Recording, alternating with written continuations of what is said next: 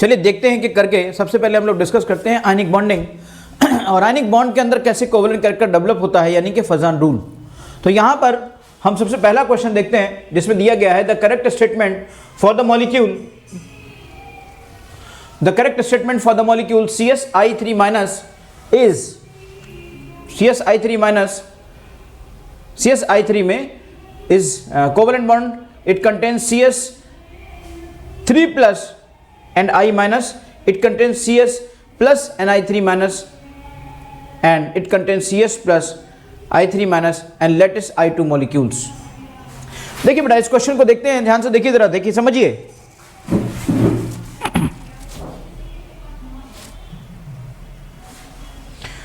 आपने देखा ना यहाँ पर ये क्वेश्चन अक्सर आया है, कई बार क्वेश्चन आया है एग्जाम में, वो क्वेश्चन है, बहुत अच्छा क्वेश्चन है। देखिए CSI3 की बात करते हैं। CSI3 में जरा ध्यान से देखिएगा इस चीज को, ये आपका ब्रेकअप होगा। तो याद रखिएगा हमेशा जो भी एल्कली मेटल्स होते हैं, अब आप नॉर्मली क्या करेंगे, ऐसे करेंगे CSI3 माइनस। अगर आपने ये कर दिया तो ये गलत हो जाएगा। याद रखिएगा कोई भी एल्कली मेटल always shows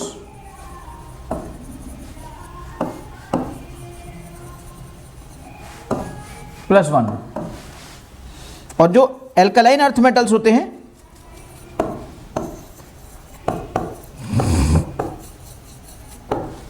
दे शोज +2 ऑलवेज।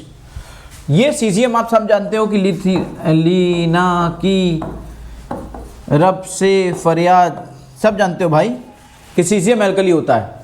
अगर सीजियम एल्कली होता है तो ऐसे सिचुएशन में सीजियम केवल +1 शो करेगा, किसी भी फॉर्मेट में हो, कभी भी हो। याद रखिएगा सीजियम हमेशा +1 शो करेगा। अगर सीजियम +1 शो करेगा तो ये I3 माइनस होगा। अगर I3 माइनस होगा तो सवाल उठा कि सर सीजियम का तो ऑक्सीडेशन नंबर +1 आ गया, लेकिन I3 माइनस में I का ऑक्सीडेशन नंबर कितना है?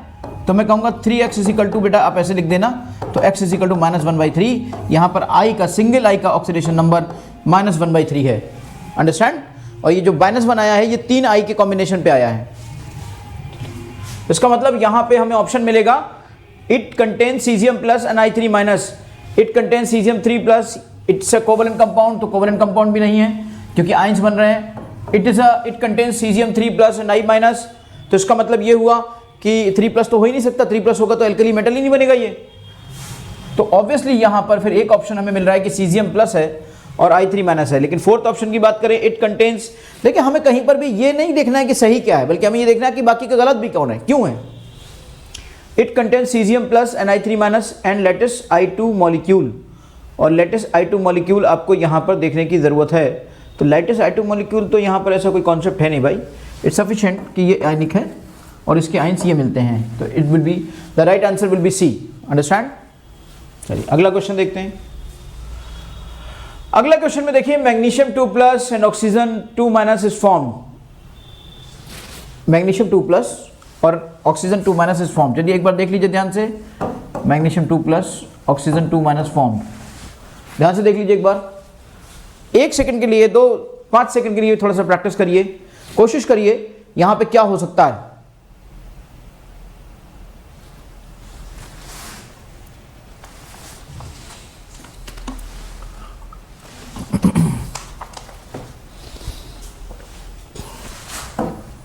देखिए magnesium 2+ oxygen 2- is formed when ionization energy of magnesium is low, electron affinity of oxygen is low.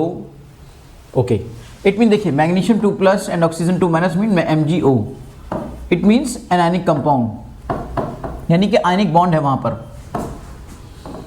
Ionic compound है, इट मीन्स वहां पर आयनिक बॉन्ड है, और अगर वहां पर आयनिक बॉन्ड है तो what are the favourable conditions for ionic bonding, उनको जरा देखिए ध्यान से।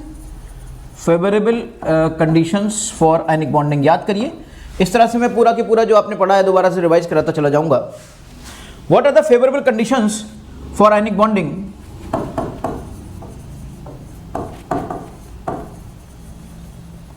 आयनिक बॉन्डिंग की फेवरेबल कंडीशंस क्या हैं? तो पहली पता चलती है लो आयोनाइजेशन एनर्जी, दूसरा होता है हाई इलेक्ट्रॉन एफिनिटी, और तीसरी होती है हाई लेटिस एनर्जी बेटा किसी आयनिक कंपाउंड के लिए। अब देखिए आयनाइजेशन एनर्जी किसकी होती है, किसी कैटायन की या किसी मेटल की, आप यूँ कह सकते हैं मेटल। तो मेटल यहाँ पे कौन है, मैग्नीशियम, तो इसकी आयनाइजेशन एनर्जी लो होनी चाहिए, तो लो आयनाइजेशन एनर्जी ऑफ मैग्नीशियम, ये तो बिल्कुल सही दिख रहा है। अब हाई इलेक्ट्रॉन एफिनिटी किसकी होती है, नॉन मेटल की। अब नॉन मेटल यहाँ कौन है, नॉन मेटल है यहाँ पर ऑक्सीजन। जब ऑक्सीजन नॉन मेटल है तो उसकी तो इलेक्ट्रॉन एफिनिटी हाई होनी चाहिए थी, और ये कह रहे हैं कि इलेक्ट्रॉन एफिनिटी ऑक्सीजन की लो है, इसका मतलब ये बात सही नहीं है, इट्स नॉट करेक्ट। ऑक्सीजन, अब नेक्स्ट पॉइंट है ionisation energy of oxygen. Ionisation energy of oxygen का तो कोई मतलब ही नहीं है भाई, आयनाइजेशन एनर्जी ऑफ ऑक्सीजन का तो कोई मीनिंग ही नहीं है यहाँ पर, तो ये तो बिल्कुल ही एब्सर्ड है। Ionisation energy of magnesium is high, अगर इतनी हाई होती तो ये बनता ही क्यों, इतनी हाई होती तो ये बनता ही क्यों। और वैसे भी लो है क्योंकि एल्कली है और एल्कलाइन अर्थ मेटल्स की आयनाइजेशन एनर्जीज बहुत कम होती हैं, क्योंकि उनके इलेक्ट्रॉन्स इजीली रिमूव हो जाते हैं, उनको निकालने के लिए ज़्यादा एनर्जी की रिक्वायरमेंट नहीं आती है। तो option will be A. Okay, देखिए एक एक क्वेश्चन से आपको धीरे धीरे करके सारी प्रैक्टिस हो रही है, रिवीजन हो रहा है। अगला क्वेश्चन देखिए, solubility of KCl is maximum in, सोचिए जरा, हर क्वेश्चन अपने आप में लाजवाब है। 1 सेकंड का टाइम दे रहा हूं आपको, 5 सेकंड का टाइम है आपके पास, 5 seconds, you have 5 seconds.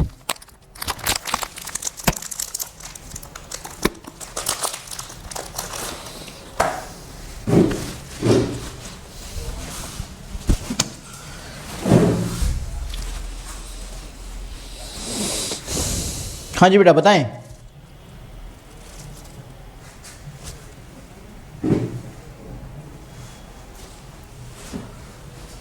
Solubility, what do mean by the solubility. Solubility, सबसे पहली बात समझिए कि सॉल्युबिलिटी के बारे में हम लोगों ने क्या डिस्कस किया था, सॉल्युबिलिटी ऑफ KCl। तो KCl के बारे में समझिए, KCl क्या है, KCl क्या है, KCl is an ionic compound.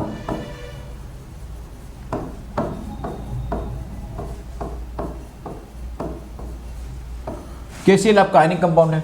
Okay, तो किसी आयनिक कंपाउंड की आप सब जानते हो लाइक डिसॉल्व लाइक कॉन्सेप्ट चलता है सॉल्युबिलिटी में, लाइक डिसॉल्व लाइक, जो जैसा होता है वो वैसे में मिलना चाहता है।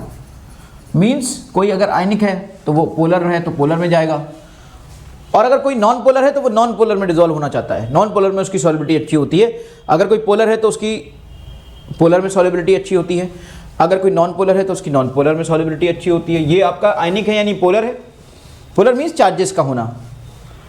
तो इसकी अब यहाँ पे देखें हम तो कौन कौन पोलर हैं, सॉल्वेंट हैं। एक बात और आपको बता दूं कि जो आयनिक कंपाउंड होता है उसके बीच में जो आयंस के बीच में जो फोर्स होता है बेसिकली दैट इज 1/4 पे epsilon not D Q1 Q2 upon R²। ये D क्या है, this D you know that very well, D is dielectric constant, है ना, dielectric constant, dielectric constant।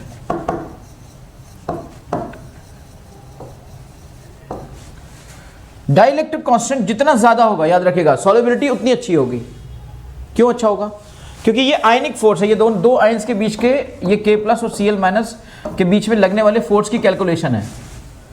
अब इस फोर्स को कमजोर कौन करेगा, सॉल्युबिलिटी कब होती है, सॉल्युबिलिटी कैसे बनती है आपको पता होगा। जैसे मान लीजिए ये KCl है, अब ये KCl आपका वाटर में गया,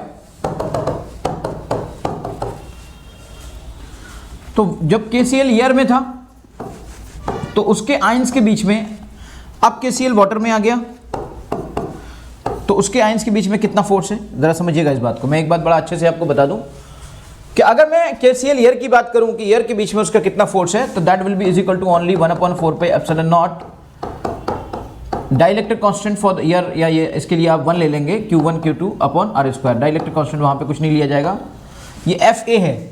और ये F मान लीजिए आपका यहाँ पर जो भी सॉल्वेंट है, जैसे यहाँ पे 4 ऑप्शन है हमारे सॉल्वेंट के, लेकिन जहाँ तक आई नो वेरी वेल कि डाइलेक्ट्रिक कांस्टेंट H2O का सबसे ज़्यादा होता है, और वो तो CH3 तो पूरा पोलर ही नहीं है, उसका तो कोई ऑप्शन ही बनता। ऑप्शन बनता है 2 चीज़ों का, या तो ये पोलर है या ये अच्छे से पोलर है, ये भी बहुत ना के बराबर है, तो इन 2 में ऑप्शन बनता है। अब इन 2 में पोलर में जाएगा पहली बात, अब उसमें से भी उस पोलर में जाएगा जिसका डाइलेक्ट्रिक कांस्टेंट ज़्यादा होगा। क्यों ऐसा होता है, तो मुझे लगता है यहाँ पर सही ऑप्शन है वाटर, क्योंकि वाटर का डाइलेक्ट्रिक कांस्टेंट सबसे ज़्यादा होता है बेटा। तो होता क्या है, रीज़न क्या होता है इसका, रीज़न इसका ये होता है कि जैसे ये वाटर में अगर हम इसके फोर्स के कंपेरिजन को करें तो ये आएगा 1/4 पे epsilon not into 81 into Q1 upon Q2 upon R square बेटा। ऐसी सिचुएशन आती है जब, तो ऐसी सिचुएशन में आप बात को समझिए, think about it. Force in water is equal to force in air upon 81। अगर आप इन दोनों को रेशियो देंगे, इन दोनों का रेशियो आप बनाएंगे तो FW अपॉन FA 1/81 आएगा बेटा। इसका मतलब क्या हुआ कि जितना फोर्स एयर में लग रहा था इसके इन दोनों के बीच में, जैसे ये वाटर में पहुंचा इन दोनों के बीच में, उससे 180 यानी 81 टाइम्स फोर्स कम हो गया। अगर पहले इन दोनों के बीच में फोर्स लगने वाला मान लीजिए 81 न्यूटन था सपोज करिए, और ये एब्सर्ड सी बात है, तो यहां पर उसका फोर्स 1 न्यूटन हो गया। मींस ये हुआ कि इतना मिनिमम फोर्स हो गया, तभी तो इतना मिनिमम फोर्स हो गया, तभी तो वाटर का जो पोलर H प्लस और OH माइनस था, उसने इस प्लस ने इस माइनस को अपनी ओर खींच लिया और इस माइनस ने इस प्लस को अपनी ओर खींच लिया और इस तरह से आसानी से डिसॉल्व कर लिया।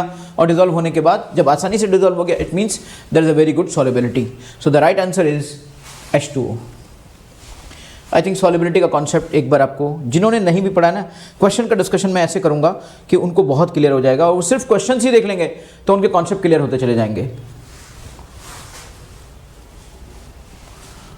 Lewis structure of MgCl2 and Al2O3। चलिए देखिए, बकअप जल्दी करिए।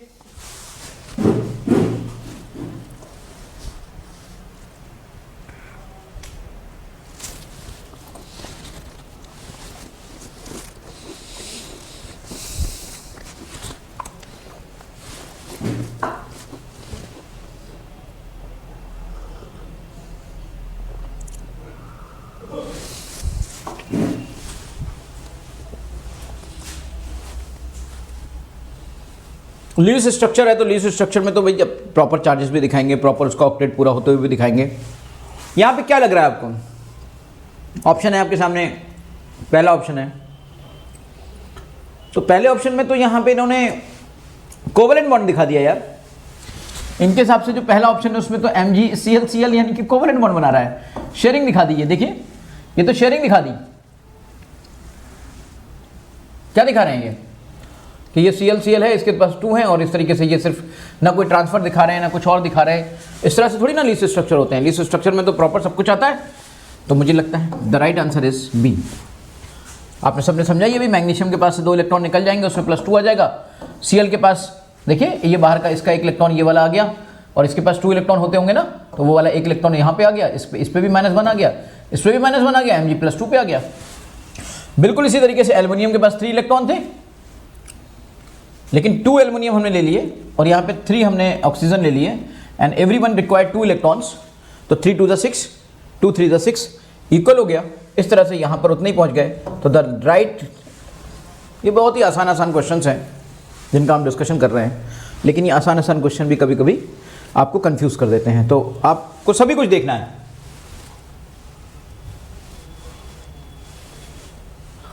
Lewis structure of the element M and Z are shown below. M and Z का ल्यूइस स्ट्रक्चर नीचे की तरफ दिया गया है। M है आपका और Z है आपका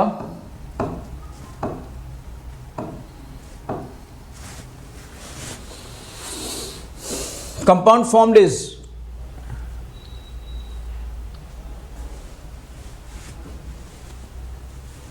ऑब्वियसली इसके पास क्या चाहिए भाई, ये इसके पास 5 इलेक्ट्रॉन्स हैं।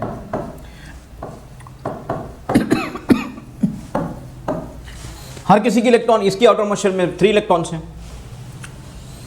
तो अगर ये तीनों के तीनों इलेक्ट्रॉन इसको दे देगा, ये तीनों के तीनों इलेक्ट्रॉन इसको दे देगा और इसके पास ये टोटल 8 हो जाएंगे, तो दोनों का काम हो जाएगा।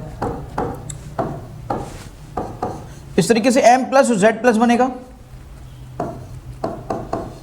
अब जब सेम चार्जेस होते हैं ना तो फिर फॉर्मूला वैसे ही बनता है। अगर अपोजिट चार्जेस होते हैं तब फॉर्मूला कुछ और होता। मान लीजिए यहाँ पर आपका सपोज करिए चार्ज आया होता +2, यहाँ पे चार्ज आया होता -3, तब ऐसी सिचुएशन पे ये इधर जाता, ये इधर जाता, और तब ये बनता M3Z2। या मान लीजिए ऐसा होता कि M3 प्लस होता और Z पे -2 आया होता, तब ये इधर आता और ये वाला इधर आता। इस तरीके से ये आपका M2Z3 आता। पर यहाँ पे तो चार्जेस ही इक्वल हो गए, चार्जेस ही इक्वल हो गए। अगर आप ये कॉन्सेप्ट अपनाओगे भी तो ये m3z3 तो बनेगा, और m3z3 में तो कॉमन वर्ड तो फिर हटा ही देते हैं ना, तो mz ही होगा। It mean the right answer will be C. बहुत ही आसान क्वेश्चन, बहुत अच्छा। चलिए अगला क्वेश्चन करते हैं बच्चों। बहुत अच्छा क्वेश्चन अगला वाला, बहुत प्यारा question. Different kinds of bonds and interactions present with in CuSO4। मैंने कहा ये कोई भी क्वेश्चन बिना एग्जाम का नहीं है, सब बेस्ट क्वेश्चंस आपके लिए लेकर आया हूं। Different kinds of bonds and interactions present with in CuSO4.5H2O। CuSO4.5H2O, they can be sigma bond, pi bond, they can be sigma bond, pi bond, coordinate bond, electrostatic force of attraction, H bond due to dipole-dipole interaction, and 6 is ion dipole interaction। ये term भी यहां पर आता है। 6 point ये भी है बेटा। उन्होंने पूछा है कि इनमें से कौन कौन से टाइप ऑफ बॉन्ड या टाइप ऑफ इंटरेक्शन सही हैं। देखिए यहाँ पर आपने कोऑर्डिनेट और कोवलेंट एंड आयनिक सब पढ़ लिया, लेकिन अभी आपने इंटरेक्शंस नहीं पढ़े। फिर भी कोई बात नहीं, तब भी आप ये question you can easily do. Okay, CuSO4 का अगर सही स्ट्रक्चर देखा जाए ना बेटा, तो ये CuSO4 का सही स्ट्रक्चर होता है CuH2O का होल 4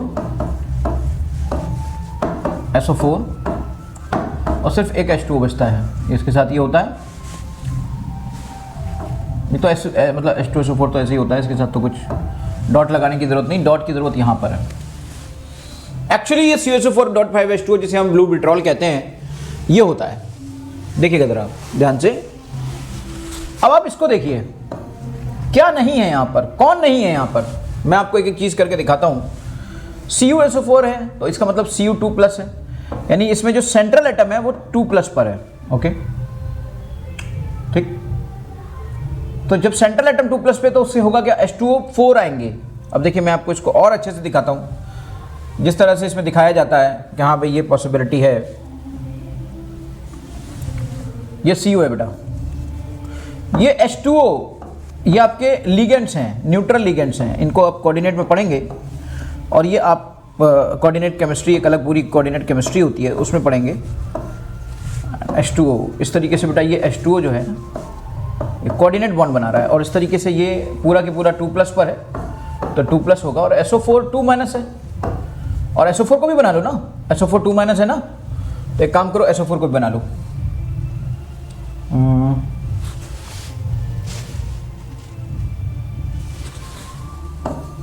SO4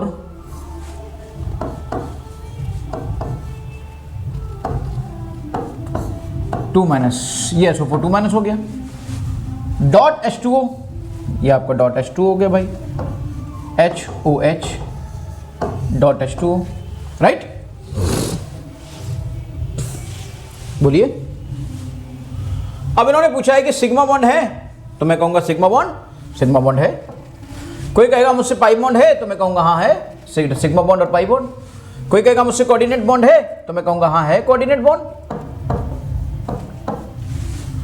कोई कहेगा मुझसे इलेक्ट्रोस्टैटिक फोर्स ऑफ अट्रैक्शन है, तो मैं कहूंगा बिल्कुल है। दो आयंस के बीच में क्या होता है, ये एक आयन है, दूसरा आयन ये है। मैं इसे यहां पर O- ऐसे दिखा दूं, या इनको ना दिखाकर यहां 2- दिखा दूं, तो मैं कहूंगा कि ये भी है भाई, ये एक आपका इलेक्ट्रोस्टैटिक फोर्स ऑफ अट्रैक्शन है। इसका मतलब पहला पॉइंट सही है, दूसरा सही है, तीसरा सही है, चौथा सही है, पांचवा hydrogen bond due to dipole interaction, तो मैं कहूंगा बिल्कुल हाइड्रोजन बॉन्ड है भाई। देखिए ना, हाइड्रोजन बॉन्ड तो वाटर अगर मौजूद है, तो हाइड्रोजन बॉन्ड तो है ही, क्योंकि वाटर में तो हाइड्रोजन बॉन्ड होता है, और हाइड्रोजन बॉन्ड होता ही डाइपोल इंटरेक्शन की वजह से। हाइड्रोजन बॉन्डिंग जब आप पढ़ेंगे तो वो चीजें भी आपकी क्लियर हो जाएंगी। ठीक है बेटा। सिलेक्ट, और उसके बाद आयन डाइपोल इंटरेक्शन है, तो मैं कहूंगा बिल्कुल है। क्यों? क्योंकि देखिए ये आपका जो वाटर है ना, ये वाटर देता है डाइपोल, वाटर से डाइपोल मिलता है। डाइपोल क्या होता है? डाइपोल होता है जहां पर पार्शियल चार्जेस आ जाए, जैसे delta plus, delta minus, delta plus, delta minus, ये डाइपोल्स हो गए। जहां पे दो पोल क्रिएट हो जाए वो डाइपोल हो गया। तो यहां पे डाइपोल है ये, और ये आयन है, तो ऑब्वियसली डाइपोल आयन इंटरेक्शन हो गया। इसका मतलब 6 पॉइंट भी ठीक है, बिल्कुल सही है। इट मीन्स अगर मैं ऑप्शन में देखूं तो ऑप्शन में फिर क्यों किसी 2 को 3 को 4 को कहोगे, सभी को सही बोलो ना। इट्स अ गुड क्वेश्चन, है ना। चलिए कुछ क्वेश्चन का टाइम मैं आपको भी देता हूं कि कितना आप कर सकते हो, कैसे कर सकते हो। Let's see.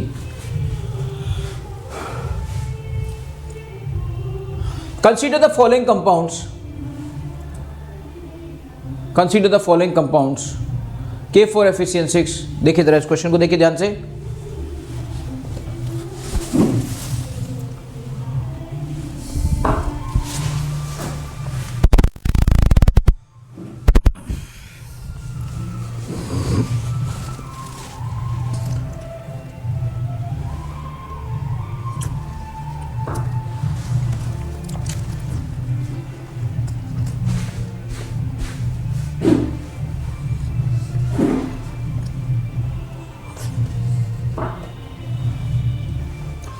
कौन कौन से यहां पर बॉन्ड नहीं है, कौन कौन से बॉन्ड हैं। Consider the following compound. K4FeCN6 में कौन सा बॉन्ड है, आयनिक बॉन्ड कहां पर है, कोवलेंट कहां पर है, कोऑर्डिनेट बॉन्ड कहां पर है।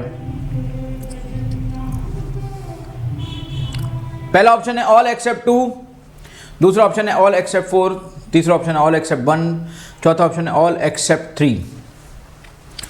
आप समझिए जरा,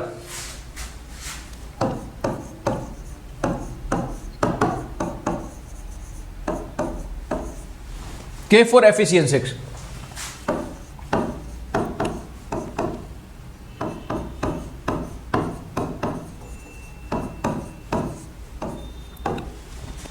4K प्लस और FeCN6 बेटा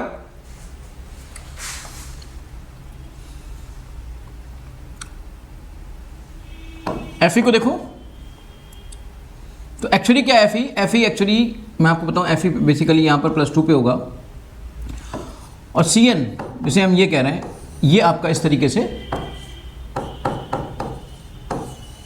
ऐसे लिगेंड होगा, ये दीज आर द लिगेंड्स।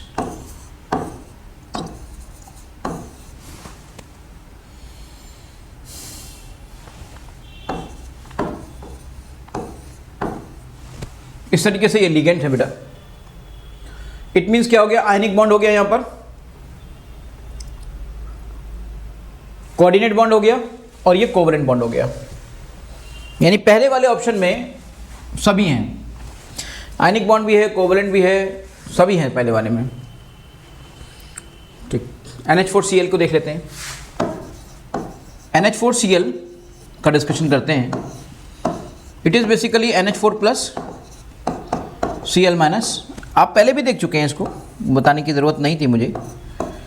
ये NH4 प्लस होता है, कोऑर्डिनेट बॉन्ड यहाँ पे एक बनता है और ये बेटा Cl माइनस होता है। देखिए यहाँ पर आपका ये कोवलेंट बॉन्ड है, ये कोऑर्डिनेट बॉन्ड है और ये आयनिक बॉन्ड है। ये चार्जेस के बीच में जो बॉन्ड बनेगा वो आयनिक बॉन्ड होगा, ये आपका कोऑर्डिनेट बॉन्ड हो गया और this is basically covalent bond. इसका मतलब यहाँ पर भी सब मिल सकता है NH4Cl में। H2SO4 पे आते हैं। H2SO4 को अगर आप ध्यान से देखें तो ये बनता है 2H प्लस SO4 2 माइनस। तो एक तरह से देखा जाए तो आयनिक बॉन्ड भी मैं कह सकता हूँ, है ना।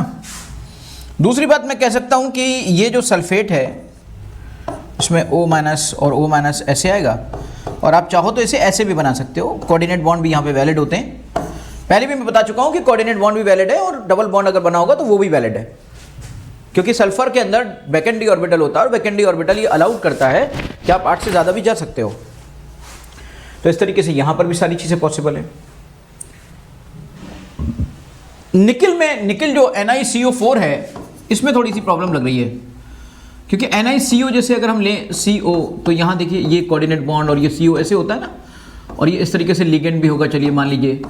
पर यहाँ पे जो मिस है वो है आयनिक बॉन्ड, कि यहाँ पे आयनिक बॉन्ड नहीं है, कोई भी चार्जेस नहीं है यहाँ पर, सबके सब न्यूट्रल है बेटा।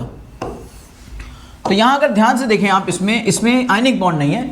बाकी अगर आप कोवलेंट बॉन्ड की बात करें या फिर कोऑर्डिनेट बॉन्ड की बात करें तो वो प्रेजेंट है।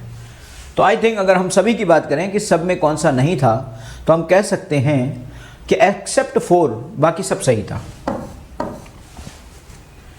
एक्सेप्ट 4 अगर हम यहाँ पे देखें कि एक्सेप्ट 4, तो एक्सेप्ट 4 बाकी सब सही था, है ना।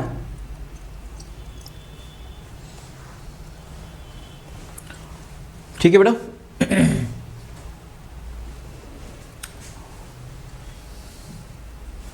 Out of the following maximum covalent nature is in, देखिए अब इसमें बात आ गई कहां से कहां पे बात आ गई, फजान रूल की। कोवेलेंट नेचर देखिए सबके सब आयनिक कंपाउंड दिए गए, लेकिन कोवेलेंट नेचर की बात की गई है। चलिए जरा बताते हैं, डिस्कस करिए, सोचिए जरा कहां पर सबसे ज्यादा कोवेलेंट नेचर है। इस क्वेश्चन को समझने के लिए, सोचने के लिए आपको देता हूं 5 सेकेंड, 5 सेकेंड्स।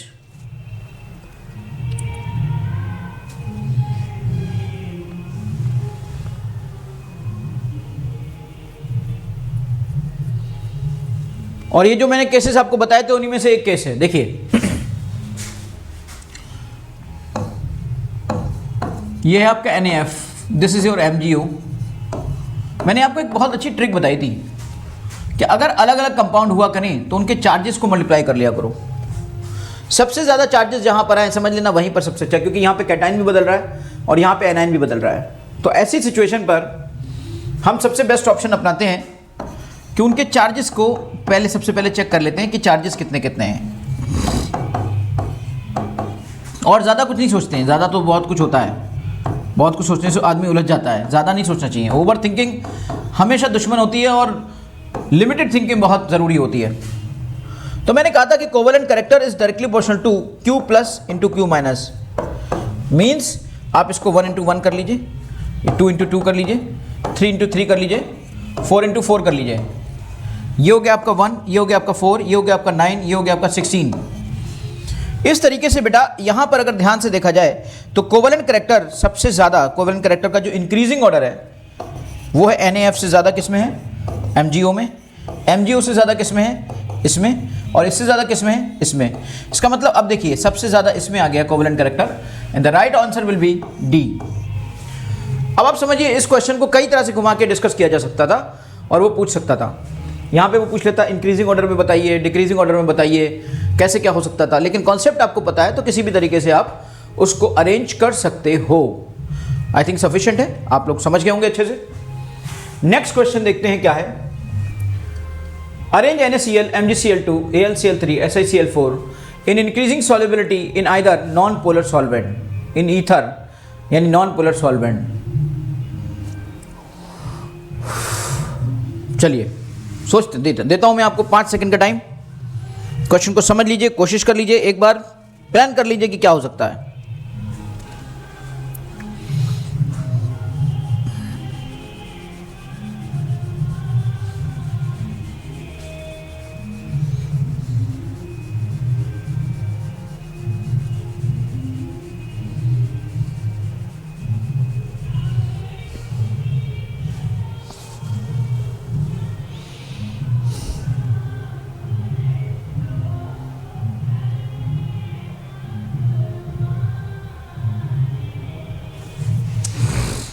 समझ लिया होगा आपने, आप सोच रहे होंगे, लेकिन ये क्वेश्चन बड़ा प्यारा है। इस क्वेश्चन के बारे में अगर थोड़ा सा सोचोगे ध्यान से तो आपको लगेगा यार बड़ा प्यारा क्वेश्चन है। दे क्या रहे हैं, बोल क्या रहे हैं, देखिए दे क्या रहे हैं, दे रहे हैं आयनिक कंपाउंड सारे के सारे, कह रहे हैं कि इंक्रीजिंग सॉल्युबिलिटी इन ईथर बताइए। और जबकि आप जानते हो लाइक डिजोल्व लाइक से कि नॉन पोलर में डिजोल्व होता है और पोलर में डिजोल्व होता है, तो आयनिक तो पोलर में डिजोल्व होता है और ये दे रहे हैं नॉन पोलर। देखिए आयनिक सबके सब हैं ये, तो सवाल उठा कि सर ये सॉल्युबिलिटी का मसला होगा कैसे सॉल्व। AlCl3 और SiCl4 in increasing solubility in ether में। ईथर, अब ईथर क्या है, ईथर तो एक नॉन पोलर सॉल्वेंट है ना। तो नॉन पोलर सॉल्वेंट में आप किसकी सॉल्युबिलिटी देखोगे भाई। नॉन पोलर सॉल्वेंट में तो नॉर्मली आप ऑब्वियसली जिसका कोवेलेंट देखिएगा, ध्यान से देखिएगा आप, क्योंकि ये चीज़ एक आयनिक कंपाउंड है, ये नॉन पोलर सॉल्वेंट है, जबकि आयनिक कंपाउंड के लिए तो पोलर सॉल्वेंट देना चाहिए था और यहाँ दिया गया नॉन पोलर सॉल्वेंट। ये क्या मसला है, गहराई से समझोगे तो मसला समझ में आ जाएगा। क्योंकि यहाँ पे हो क्या रहा है, ये ईथर दिया है नॉन पोलर सॉल्वेंट, इसका मतलब पता है वो क्या कहना चाहता है, ध्यान से देखो इसको, धोखा है। दिया गया आयनिक कंपाउंड, बात की गई है कोवेलेंट कैरेक्टर की, कि कोवेलेंट कैरेक्टर जिसके अंदर होगा, कोवेलेंट नेचर जिसका जितना ज़्यादा होगा, जिसका जितना ज़्यादा कोवेलेंट नेचर होगा वो उतना ही ज़्यादा नॉन पोलर सॉल्वेंट में सॉल्युबल होगा, क्योंकि नॉन पोलर सॉल्वेंट तो नॉन पोलर चीज़ को लेता है ना, और कोवेलेंट नॉर्मली नॉन पोलर होते हैं। तो वो ये देखना चाहते हैं कि कहाँ पर कोवेलेंट नेचर ज़्यादा है, क्योंकि जैसे जैसे कोवेलेंट नेचर बढ़ेगा वैसे वैसे एक नॉन पोलर सॉल्वेंट में सॉल्युबिलिटी बढ़ेगी, क्योंकि नॉन पोलर सॉल्वेंट तो कोवेलेंट कैरेक्टर वाले को जल्दी से सॉल्युबल करेगा ना, और आयनिक कैरेक्टर वाले को तो नहीं करेगा, आयनिक कैरेक्टर वाले को तो पोलर सॉल्वेंट सॉल्युबल करेगा बेटा, समझिएगा यहाँ पर। तो यहाँ पे वो पता क्या, जितना ज़्यादा जिसमें कोवेलेंट नेचर होगा, याद रखिएगा, जितना ज़्यादा जिसमें कोवेलेंट कैरेक्टर होगा, क्वेश्चन को समझने के लिए तो देता हूँ आपको 5 सेकेंड, आप समझिए पहले कि हो क्या रहा है, हो क्या सकता है। क्या आपकी सोच उसी वेवलेंथ को मैच कर रही है जब मैं सॉल्व करने खड़ा होता हूँ? ऐसे तो क्या होता है बेटा, सीधे क्वेश्चन लिखो, सीधे सॉल्व करना शुरू कर दो। अरे सोचने का मौका देने का फर्ज है हमारा आपका, कि हम आपको दें ताकि आपकी वेवलेंथ क्या मैच कर पा रही है कि नहीं कर पा रही है। ऐसा ही Cl4 आपने यहाँ पे दे दिया, और आपको मैं ऐसे करके दिखाता हूँ कि लाइक मैं सोच रहा हूँ, क्योंकि मैं एज ए वे करता हूँ इस क्वेश्चन के लिए, जैसे मैं एज ए स्टूडेंट हूँ। अब कोवेलेंट नेचर हम कैसे सोचेंगे, जैसे हम सोचेंगे, आपके सोचने के तरीके को बता रहा हूँ। जैसे हम सोचेंगे कि कोवेलेंट नेचर बढ़ेगा तो फिर सॉल्युबिलिटी बढ़ेगी, क्योंकि नॉन पोलर सॉल्वेंट दिया है। कोवेलेंट नेचर चेक करने का तरीका क्या है, यहाँ पे सब जगह आप देखिए ना, यहाँ पे सब जगह एनाइन सेम है, कैटाइन अलग अलग है, लेकिन कैटाइन के यहाँ पे चार्जेस बढ़ते जा रहे हैं। अगर साइजेस सेम होते, अगर चार्जेस भी सेम होते तो हम साइजेस को देखते, लेकिन यहाँ चार्जेस सेम नहीं है, चार्जेस अलग अलग है। हम सब जानते हैं कि covalent character is directly proportional to charge on the cation, charge on the cation, ऐसे लिख दो, प्लस लिख दो या कैटाइन लिख दो, जैसे भी लिख दो। अब देखिए ना, यहाँ पर ये +1 है, यहाँ पे ये +2 है, यहाँ पे ये आपका +3 है, और यहाँ पे ये +4 है। इट मीन्स अगर चार्जेस लगातार बढ़ते जा रहे हैं तो इसका मतलब कोवेलेंट कैरेक्टर लगातार इंक्रीज होता जा रहा है, increases, covalent character continuously increases. याद रखिएगा, जिस तरीके से कोवेलेंट कैरेक्टर इंक्रीज करेगा, क्योंकि जितना ज़्यादा कोवेलेंट होता जाएगा उतना ज़्यादा नॉन पोलर में सॉल्युबल होता जाएगा। तो याद रखिएगा, सॉल्युबिलिटी इंक्रीजेस। अभी एक बहुत अच्छी सी बात आपको बताता हूं मैं, सॉल्युबिलिटी क्या इंक्रीजेस, ऐसे एरो बना देता हूं ऊपर की तरफ, तो इसका मतलब होता है increases in non polar solvent.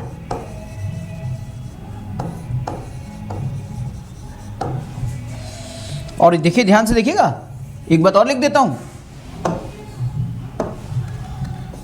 solubility decreases in polar solvent। अगर पोलर सॉल्वेंट की बात कर लोगे ना तो ये रिलेशन उल्टा हो जाएगा, पोलर सॉल्वेंट में सॉल्युबिलिटी इसकी उल्टी हो जाएगी, क्योंकि पोलर सॉल्वेंट में वो सॉल्युबल होगा सबसे ज़्यादा जो सबसे ज़्यादा पोलर है, आयनिक है, और सबसे ज़्यादा आयनिक कौन है, NaCl। तो सॉल्युबिलिटी का ऑर्डर उल्टा हो जाएगा बेटा।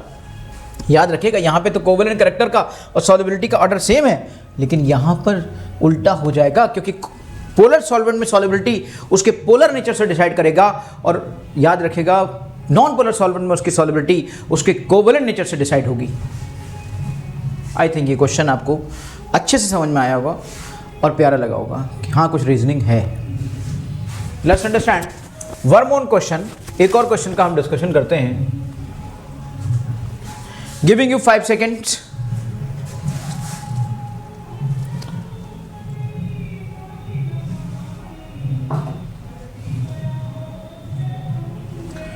जो बेटा आपको सब बता चुका हूं वही सब है, कुछ नई बात नहीं है।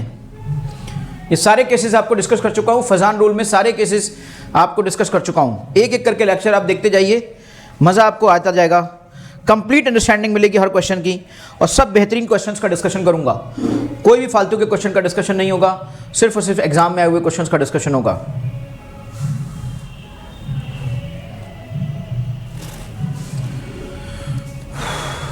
Covalent nature of NaF, Na2O and Na3N increasing order. देखिए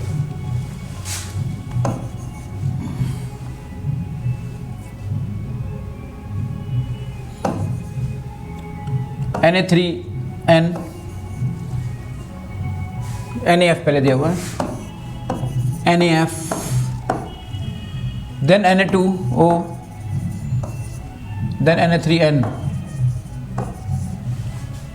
तो ये हो गया आपका Na+, F-, ये हो गया आपका Na प्लस O2 माइनस, ये हो गया आपका Na plus N3 minus.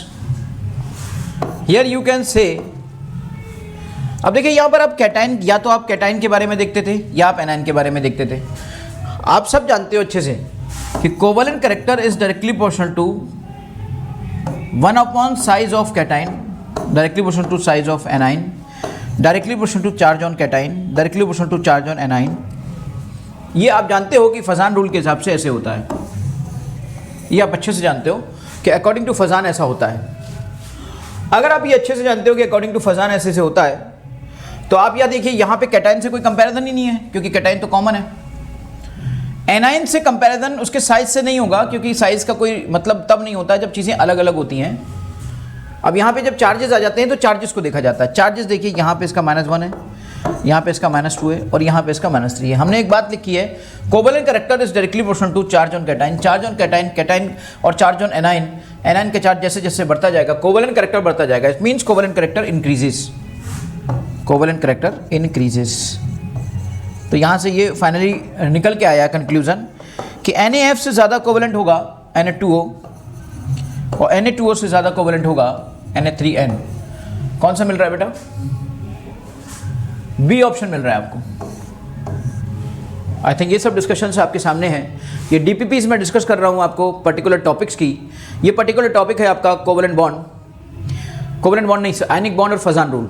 DPP on ionic bond and Fazan rule. Solubility of CuS1, देखिए अगला question, ZnS2 and Na2S3 in water is in order. समझिएगा जरा क्वेश्चन, समझिए। इन वाटर, वाटर क्या है? Polar solvent. तो याद रखिएगा, अगर यहाँ पे पोलर सॉल्वेंट की बात हो रही है तो जहाँ पर कोवेलेंट कैरेक्टर कम होगा उसकी सॉल्युबिलिटी ज़्यादा होगा। सोचिएगा जरा, ध्यान से समझिए। 5 सेकंड का टाइम है आपके पास।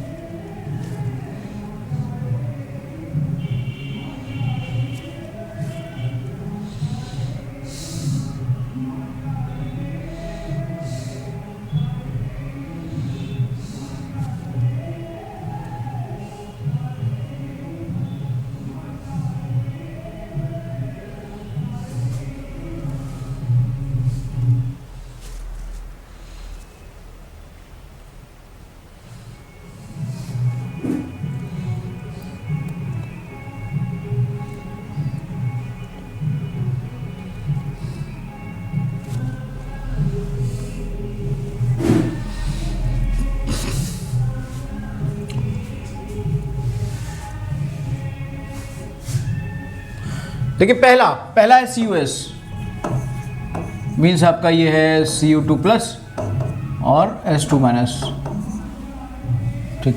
दूसरा है ZnS, कंपेयर तो कोवेलेंट कैरेक्टर ही करना है ना, Zn2 plus and S2 minus. तीसरा है Na2S,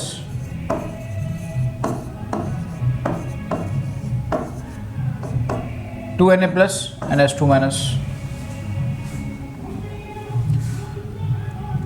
where the covalent character is maximum, कहां पे कोवेलेंट कैरेक्टर मैक्सिमम है? कोवेलेंट कैरेक्टर कहां पर मैक्सिमम है? आपके लिए ये सवाल है सबसे पहला कि कोवेलेंट कैरेक्टर कहां पर सबसे ज्यादा है और कहां पर सबसे कम है। तो एक बात तो समझ में आ गई कि आपका कोवेलेंट कैरेक्टर Na2S में सबसे कम है। सबसे पहले आप कोवेलेंट कैरेक्टर को डिस्कस करिए। कोवेलेंट कैरेक्टर Na2S में सबसे कम है। Na2S क्योंकि Na पर प्लस चार्ज +1 का चार्ज है, तो ये तो S2 मैंने तो सभी में कॉमन आ गया। जहाँ पे कैटाइन का चार्ज सबसे कम होता है वहाँ पे कोवेलेंट कैरेक्टर सबसे कम होता है, यानी कि कोवेलेंट कैरेक्टर आपका सबसे कम Na2S का हो गया। उसके बाद कोवेलेंट कैरेक्टर कहाँ है? अब यहाँ पे दोनों में चार्जेस बराबर हैं, Zn2 प्लस ये भी है और Cu2 प्लस ये भी है, ठीक, ओके। अब आप समझिएगा जरा, यहाँ पर ये जो आपका Cu2 प्लस है, Cu2 प्लस में आपका देखिए वो होता है, ये आपका आएगा D10 नहीं आएगा, ये D9 आएगा, क्योंकि 4s1 3D10, 1 उससे निकल गया, 1 उससे निकल गया, तो ये D9 आया और ये आपका D10 आया, D10 आया। तो पोलराइजिंग पावर सबसे ज्यादा किसकी है बेटा? पोलराइजिंग पावर Zn2 प्लस की है या Cu2 प्लस की है? समझिए जरा इस बात को।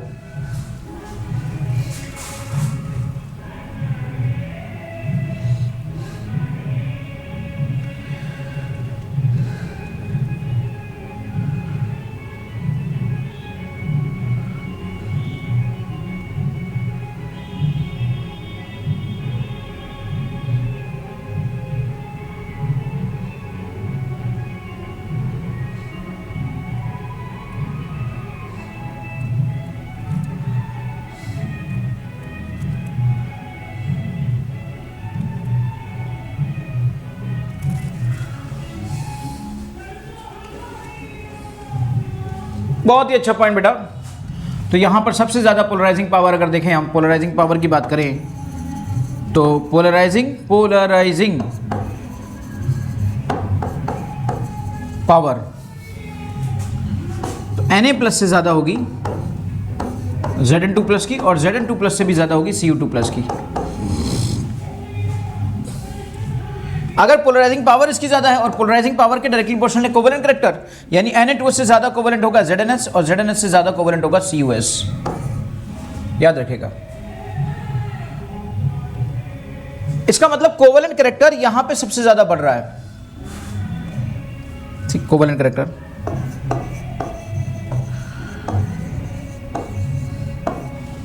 अगर कोवेलेंट करैक्टर सबसे ज़्यादा बढ़ रहा है तो आप मुझे बताइए, अगर मैं यहां पे कहता कि सॉल्युबिलिटी इन ईथर, तो पता है ऑर्डर क्या होता? अगर मैं यहीं पे क्वेश्चन कहता सॉल्युबिलिटी इन ईथर,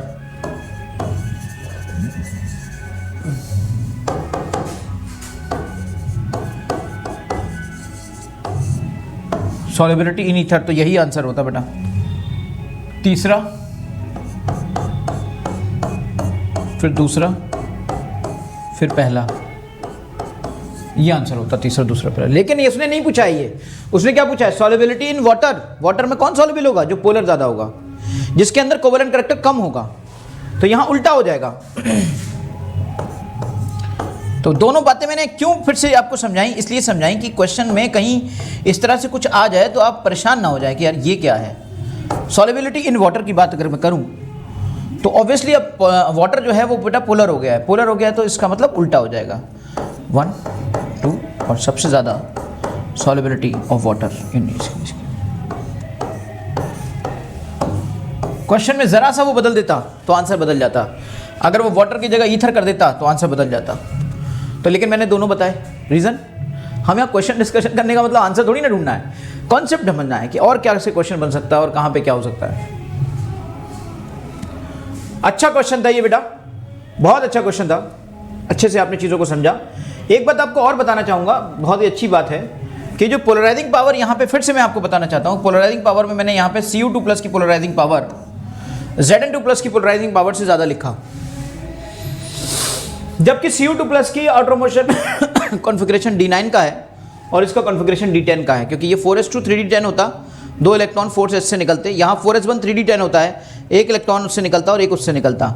इस तरीके से ये D10 था, यहाँ पे ये था, चार्ज डेंसिटी यहाँ ज़्यादा थी, यहाँ कम थी, लेकिन स्क्रीनिंग इफेक्ट की वजह से वो इनइफेक्टिव चार्ज हो गया और इसकी वजह से इसका इफेक्टिव चार्ज बढ़ गया, जिसकी वजह से इसकी पोलराइजिंग पावर बढ़ गई।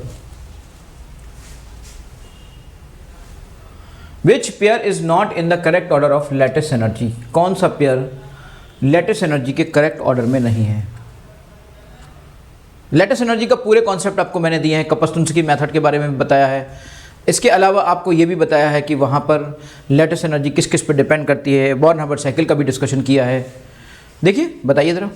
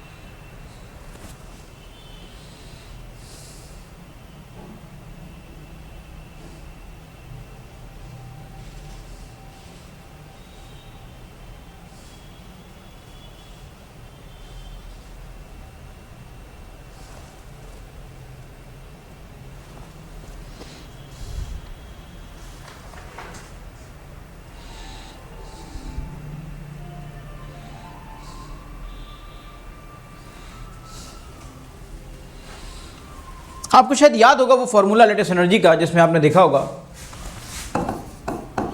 कि lattice energy is directly proportional to the charge on cation and charge on anion divided by the r, और d you can say d, and d which is equal to the lattice energy of radius of cation and radius of A9.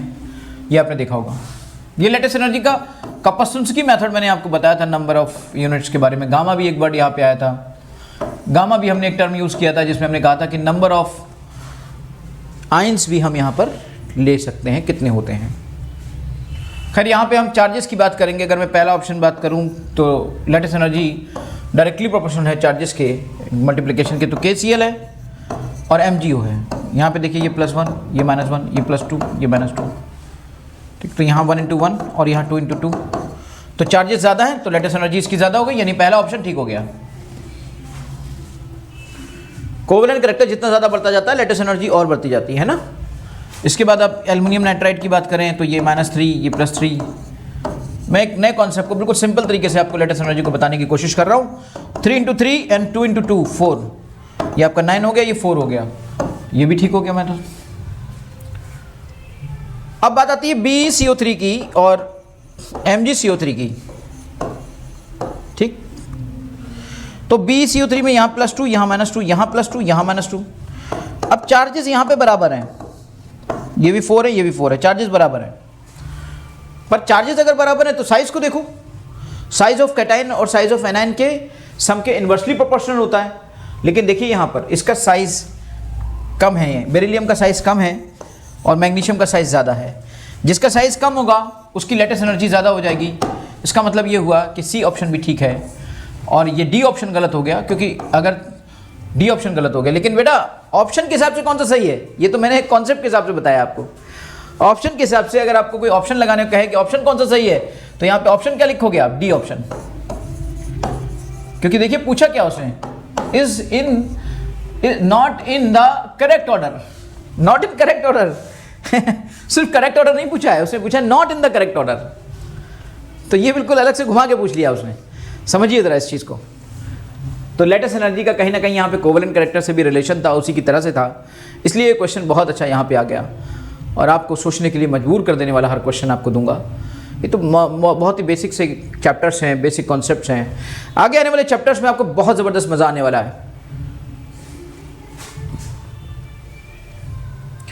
Most stable compound is lithium fluoride, lithium chloride, lithium bromide, lithium dioxide. बताइए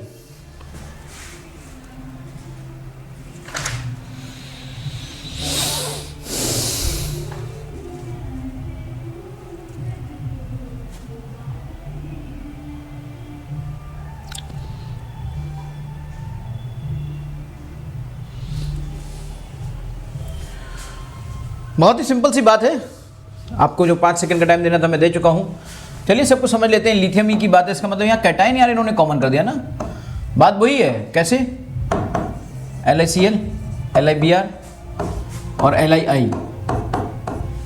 अब देखिए ये भी +1 पर है, ये -1 पर है, ये +1 पर है, ये -1 पर है, ये +1 पर है, ये -1 पर है, ये +1 पर है, ये -1 पर है। तो चार्जेस का तो यहाँ पे कोई रोल नहीं है, कैटाइन के साइज का भी कोई रोल नहीं है। इसका मतलब जो कोवेलेंट कैरेक्टर आप देखोगे वो एनाइन के साइज से देखोगे, और एनाइन का साइज के डायरेक्टली प्रोपोर्शनल होता है covalent character, size of A9. आप सब जानते हो कि एनाइन का साइज अगर यहाँ पे देखा जाए तो F- से बड़ा साइज होगा Cl- का, Cl- से बड़ा साइज होगा Br- का, Br- से बड़ा साइज होगा I- का। साइज ऑफ एनाइन की बात मैं करता हूँ।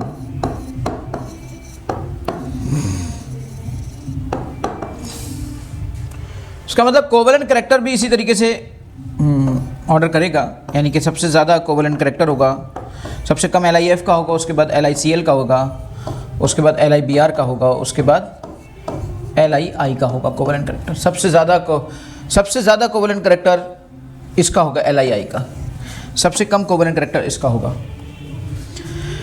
अब मैं आयनिक कैरेक्टर की बात कर लूँ अगर कि आयनिक कैरेक्टर इसमें मैक्सिमम किस में है, तो मैक्सिमम आयनिक कैरेक्टर है जिसमें मिनिमम कोवेलेंट कैरेक्टर होगा, उसमें मैक्सिमम आयनिक कैरेक्टर होगा, and that will B lithium fluoride. वो लिथियम फ्लोराइड है। देखिए इस ऑर्डर से आप समझिए जरा।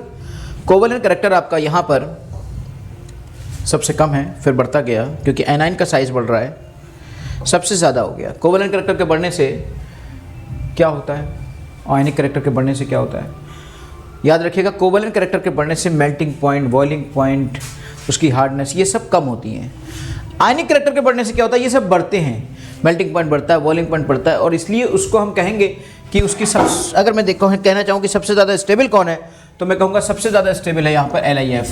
अगर ये ऑप्शन, ये क्वेश्चन आया है तो आंसर होगा LiF, आंसर होगा LiF।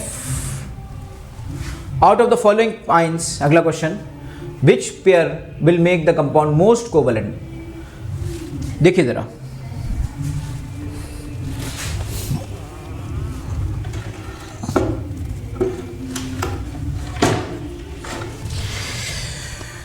इस क्वेश्चन को देखिए बेटा, समझिए।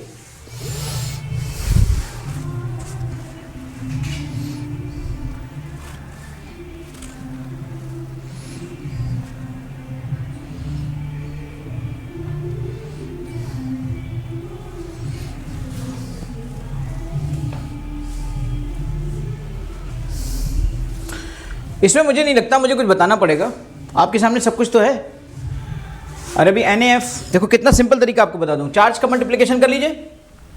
अरे भाई सिंपल सा तरीका, बहुत सिंपल सा तरीका, covalent character is directly proportional to charge of cation and charge of anion. पहले ऑप्शन में आप देखिए, पहला ऑप्शन चार्ज कैटाइन का 1 और एनाइन का 1, दूसरे ऑप्शन में 2 × 2 4, तीसरे ऑप्शन में 3 × 3 9, फोर्थ ऑप्शन में 4 × 4 16। बस simply most covalent SI 4 + C4 - aqueous solution of a mixture contain LiCl, CuCl, NaCl and AlCl3. This is shaken with ether. What is or are left in water? देखिए बेटा, समझिए इस question को।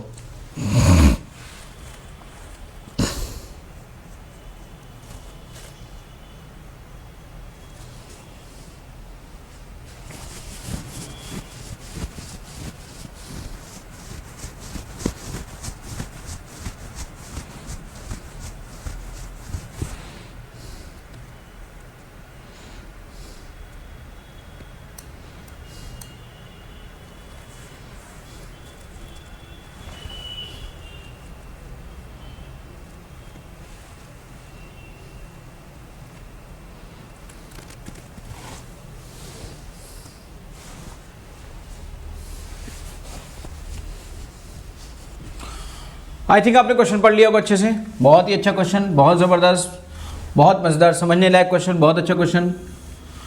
LiCl, CuCl, NaCl and NaCl3 aqueous solution of a mixture contains, एक aqueous solution है, water का solution है बेटा, उसके अंदर LiCl है,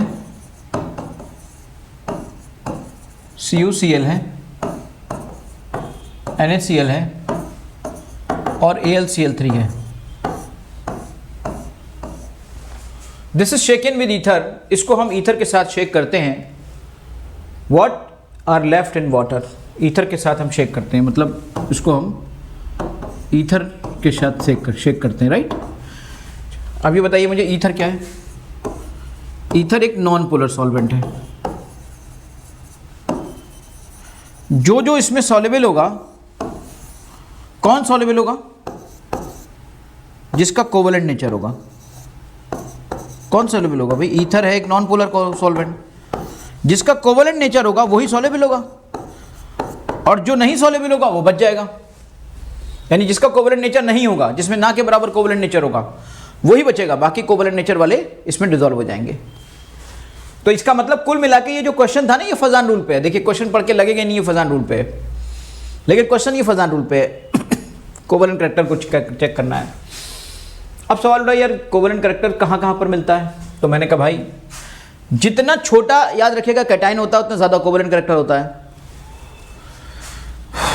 तो आप सब जानते हो कि यहाँ पर अगर आप लिथियम और सोडियम की बात करें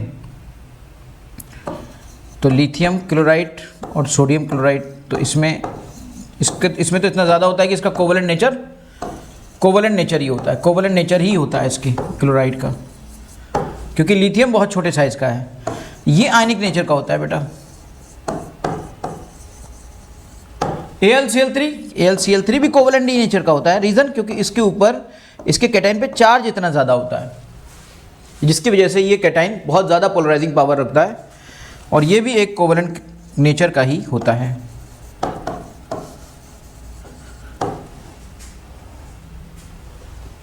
फिर आता है CuCl के बारे में तो हम स्यूडो नोबल गैस कॉन्फ़िगरेशन का कॉन्सेप्ट आपको दे चुके हैं कि इसके अंदर पोलराइजिंग पावर, चार्ज डेंसिटी बहुत ज़्यादा होती है, और उसकी वजह से ये कोवलेंट नेचर ही शो करता है। तो ये भी कोवलेंट नेचर शो कर रहा है। अब मुझे बताइए, जो लोग कोवलेंट नेचर के हैं वो तो इसमें डिसॉल्व हो जाएंगे ना। This is shaken with sir, what is left in water, left क्या होगा? जो नहीं डिसॉल्व होगा। कौन डिसॉल्व नहीं होगा? जो आयनिक नेचर का होगा वो डिसॉल्व नहीं होगा। यानी कौन डिसॉल्व नहीं होगा? Only NaCl। D option should be right. बहुत अच्छा क्वेश्चन। चलिए अगला क्वेश्चन के लिए फिर मैं आपको 5 सेकंड दे रहा हूं। I am giving you 5 second for this question. Select the correct statement. CuCl is covalent, NaCl is ionic. B, inner electrons have poor shielding effect on the nucleus, and thus electron negativity of the 18 electron shell be increased. Cations with 18 electron shell have greater polarizing power than the select the correct statement. Correct statement बेटा check करिए इसमें से।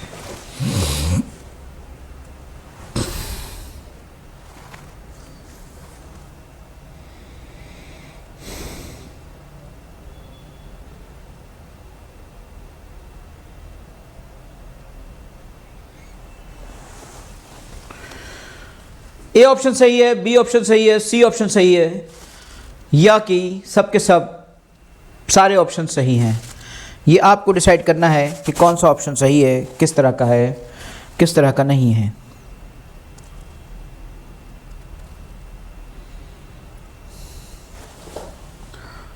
किस तरह का है और किस तरह का नहीं है आपको सिलेक्ट करना है। देखो बेटा,